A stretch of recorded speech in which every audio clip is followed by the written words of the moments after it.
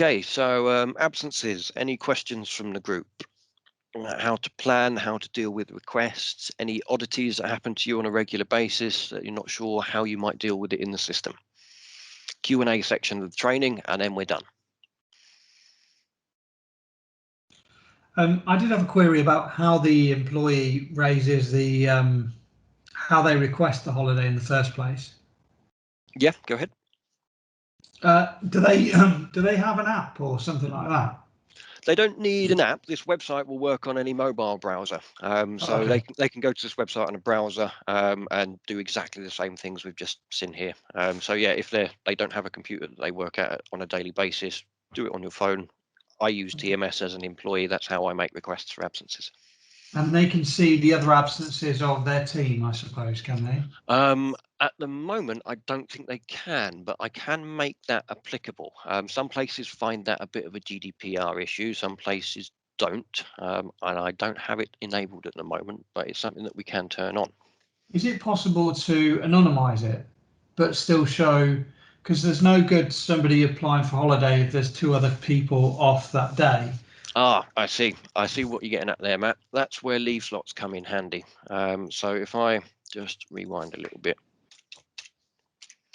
So what are you doing? Sorry, can I just... We'll be sending out a number of comms shortly, one to all the supervisors so they can log in first, and then we'll be sending out to everyone, because you'll all be using it as an employee as well, how to log on, etc. once we go live, which will be in a few weeks' time. Okay. So that leave slot, is that hours that day, or is that... No, that's the number of leave slots available. So by default, the system knows to give 10 leave slots available per department per day, but the system admins have the ability to limit that per day, per period, etc. So should you find you have peaks and troughs and you need less people, or you can approve less absences, you can have these changed, but they can only be done by the system admin. So you'll have to let Natalie know, and she can log into what we call WinTMS, the application, and set that value. But as you can see here, it changes color once at least one day is taken. And when the employee clicks on the day, you can see how many days are taken, how many are remaining for that day, number of slots within their department. And for me to, so for instance, I've got welders and I've got people who work on the press brake, and whilst they might all fall in the same department for some reasons, I wouldn't want the person. But in the way the system's currently, the person who works on a press brake to be booking holiday with seeing the leave slots available to press brake operators, not I to get what you mean, overall. yeah. Would that We be a are case restricted to one department? criteria. So the criteria that's been stated is just the department as it stands, and we can't use multiple criteria to work out the number of available leave slots. What I would do in that instance, Matt, is when you saw us dealing with accepting the request from the employee earlier, and checking that group absences option on the left, that would be where you can get an instant view of the people within that group. You as the manager would know who is required for what bits. Yes, can it's I possible just put them in a different department? Sorry?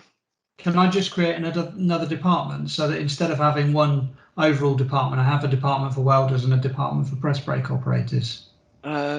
Technically, there's no reason why not. Whether that would have an implication on the grouping mechanisms we're currently using, and if it would throw other reports out of whack, I don't know. We could look at maybe creating another grouping field. How would we summarize this term? Is it based on their job title, for example? So, I mean, for us, I'd probably have the department as Roscope, but the sub-department would be press brake operators or welders, or yeah. Let's have a look at the sub-department list as it stands. Oh, I can't edit your sub-department list because I'm logged in as a manager. Let me have a look in here. Sub-department list. I mean, we could make it look at sub-department rather than department, but only if that's what the whole business needs, because it can't be one for one and different for other people. But you may find, was it press brake operator we were looking for? There isn't anything by that name in here. So Matt, we're going to have to put, manage this by change control from now onwards, because as this is covering the whole business, so we can't just make changes per department, etc. So So happy to take your request, but it might not be something that we can physically do. Let's have a conversation offline then, Darren. Absolutely. What I'd suggest along those lines is we add a field to the system, a unique list to be used for the leaf slot management, and then you can add whatever options you want in it. And then you can restrict it on that basis. Need a little bit of time for implementation, but at the end of the day, if you can create a coded list for us, Darren, it's just something that can be imported, put on the panel, and we'll just tell leaf slots to look at that field instead of the department field. Yeah. Okay. Yeah, we'll take that offline. Okay. Cool. Thank Thanks for you. that, Matt. Anything from anybody else? I like questions like this. Come on, guys. There must be some unique things about the ways you deal with your staff.